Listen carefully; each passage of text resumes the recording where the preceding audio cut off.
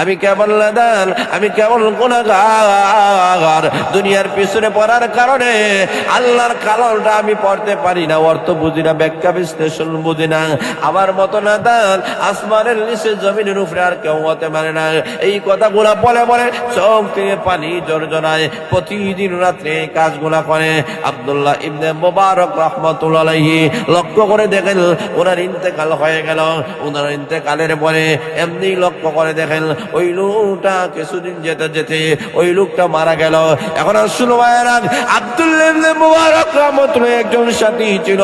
ওই সাথীরা স্বপ্নের যুগের মধ্যে তাকায় দেখতেছে আব্দুল্লাহ ইবনে মুবারক রাহমাতুল্লাহ আলাইহিকে মহান আল্লাহ রাব্বুল আলামিন মাফ করে দিয়েছেন।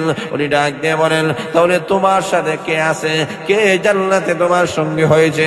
ডাক দিয়ে বলেন, ওই যে সাধারণ একজন কাম করেওয়ালা ওই লোকটা আমার সঙ্গে জান্নাতের মেহমান হয়ে গেছে।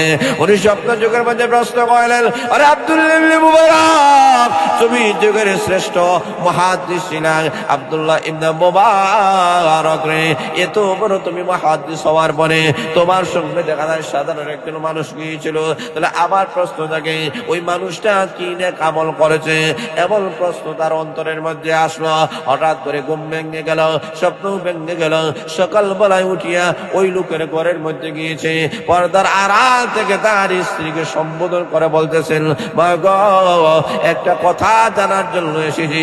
তোমার স্বামী এমন কোন নেক আমল আসেনি, এমন কোন ভালো আমল আসেনি যে আমলটা উনি করেছেন আমার কাছে ব্যক্ত করো।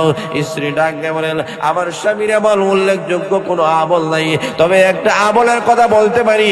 আমার স্বামী কাম থেকে আসার মনে রাত্রিবেলায় ঘুমাইলে ওযু করে আল্লাহর কালাম বাহির করে ওই কালো অক্ষর গুলার উপরে আঙ্গুল আটায়, আর বলে হাদা কালামি রব্বি, হাদা কালামি রব্বি, এটা আমার প্রভুর কালাম, এটা আমার রবের কালাম।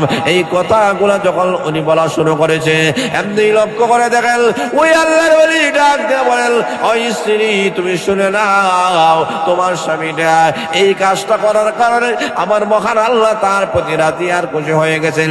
এই কারণে মহান আল্লাহ রাব্বুল আলামিন তাকে যুগ শ্রেষ্ঠ আল্লাহর ওলি আব্দুল্লাহ ইবনে মুবারক রাহমাতুল্লাহর সঙ্গে তাকে আল্লাহ জান্নাতের মেহমান বানাইয়া দিয়েছেন।